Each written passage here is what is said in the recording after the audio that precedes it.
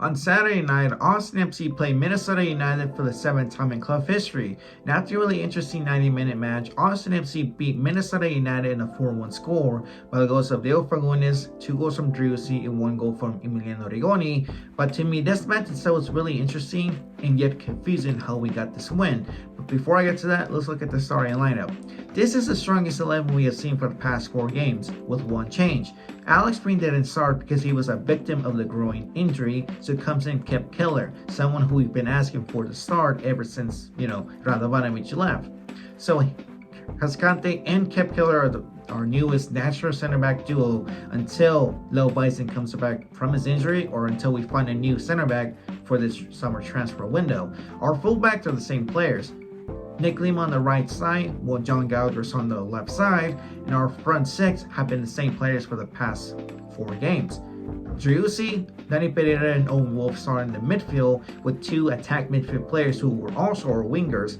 Ethan Finley getting this on the right side, getting his 4th start, which meant that Josh Wolf has more confidence and more trust on him than Emiliano Rigoni. And on the left side, it was Mr. ATX, Diego Fagundes started with our number 9, who wasn't Urruti, who saw the bench again. It was Gyasi Zardes getting his 4th start as our number 9. But like I said, this is our strongest 11 from the past 4 games, ever since the international break. But the game itself. The first 30 minutes, it was awful performance for both teams. It was a double-bladed situation. For Austin FC's point of view from a fan, our defense looked so lost. Also, when it came to our front 6, a lot of back passing, because when it came to creativity, the back passing killed the vibe. Kep Keller getting his first start for this season. Remember, he comes in as a substitution player. That's a whole different thing when you're a starter. He was highly pressured no matter what. The thing too that I didn't like about Kep Keller is that he sometimes overthought when it came to his passing. Like you saw Gallagher or sometimes Driussi calling for the ball, but sometimes Keller gave the ball to Cascante or the Stu or whoever was next to him. Because luckily, when it came to, Minnesota United's offense, this is where the double-bladed situation comes in.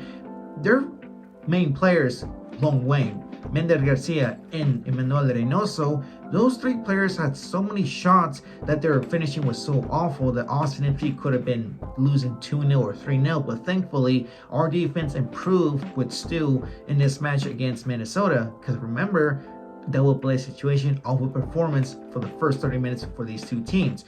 Then somehow, our midfield was the reason why we won. Because why? Josh Wolf decided to unlock the midfield and let Danny Pereira do his thing, because Danny Pereira was a key player to this win as well. He sees a good link-up play with Diego Fagundes. Both of them had a great performance. He sees Diego Fagundes passes the ball to Danny Pereira.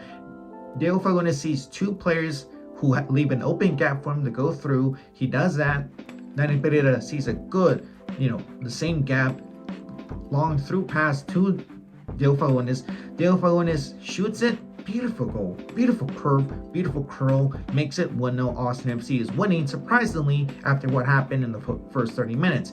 This is Diego Fagundes' 2nd goal with Austin FC, and this is Danny Pereira's 2nd assist in 3 games with the Burgundy and Black.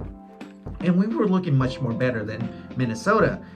Then later on, like let's say 5 minutes or right before halftime, a controversial PK. It was between John Gallagher and the Minnesota United defense or defender. What happened is that the defender touched the ball, but it seemed like they both touched knees. That the Minnesota United defender touched John Gallagher's knee, and Gallagher, knowing how he is, he exaggerated the fall, and we were given our first PK for this 2023 season. So who steps up?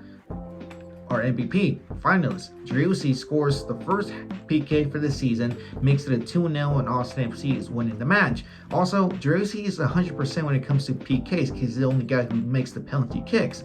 Then the first half was really awful. The first 30 minutes, it was really bad defending with a lot of questioning with our offense, but somehow the midfield was unlocked and we were flying high against Minnesota. Second half starts and Austin FC looks more confident and more strong than Minnesota. What was the reason? We needed to score the third goal to be safe from it, and that's what happened. First 5 to 10 minutes, Austin FC was trying to get that third goal, and it happened. Nader Pereira, again, great performance, key player to this win. He does a good build-up run in the midfield, sees Ethan Finlay by himself, does a good long pass to the veteran. Zardes didn't interfere because he would have touched it, would have been offside, but thankfully he didn't touch it. Ethan Finlay gets the hockey assist from Nader Pereira. He sees Driussi by himself exposed on the left side of the box, gives a good long pass, long assist to our MVP, to our captain, to our GOAT, taps it in. Austin FC is now safe with a 3-0 score, also meaning Driussi is our new Austin FC goal scorer for this season with 6 goals, meaning second year in a row that he's done this now. Last year, 22 goals. Then after that, Austin FC looked calm and relaxed after the third goal because that's what we needed, the safety score of 3-0, because remember, a 2-0 score is a really mistrusting score. Then comes in the new DP of Minnesota, Teemu Pukki. He does make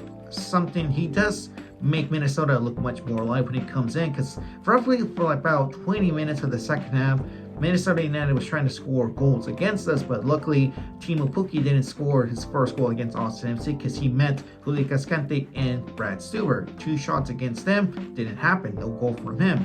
Then suddenly towards the end, Emmanuel Reynoso, who is a key player to Minnesota, he did a lot of damage to Austin FC, but it was a little dent to us because he was doing his best to score a goal, beat Dettlier with little support from his teammates from Minnesota. But like I said, later on, Minnesota United scores a consolation goal from a header. Our defense looked sloppy, still flat-footed, didn't react to it. We gave the goal 3-1. Austin FC is still winning. 5 minutes left of the second half. Our substitutions, it was either mostly staying in the back because we wanted to keep a 3-1 score and not let another goal happen. But suddenly it was mostly 2 to score a 4th goal, and that's what happened. Rigoni comes in for Diego Fagundes. Rigoni had 2 shots. One of them was his goal. What happens? 93rd minute, Driussi gets the ball from a rebound, goes to the right side, the same way where Ethan Finlay gave an assist to Driussi, for the 3rd goal. Sees, his Argentinian partner, Rigoni. Good long assist to him, taps it in. Austin FC wins the match 4-1, and like I said, Rigoni provides his 2nd goal with Austin FC for this season. This match itself left me real confusing because we looked so awful for the first 30 minutes, but somehow after that, we looked so much more better. What was the reason? Maybe Josh Wolf decided to do a lot of change up in the midfield and unlock it and let Nader Pereira do his thing, because Nader Pereira looks much more better when he plays on the offense, and seeing Driussi playing as a number 10 was even better for us. Well, that's from my point of view, but I'll take this win. Really awful 30 minutes, but Austin FC gets a really important win on the road against a tough opponent, which is Minnesota United. But at the end of the day, football isn't pretty, it ain't perfect. But other than that, you guys, hope you understood this video. My name is Vanilla Mexican 17, and I'll catch you guys on the next one.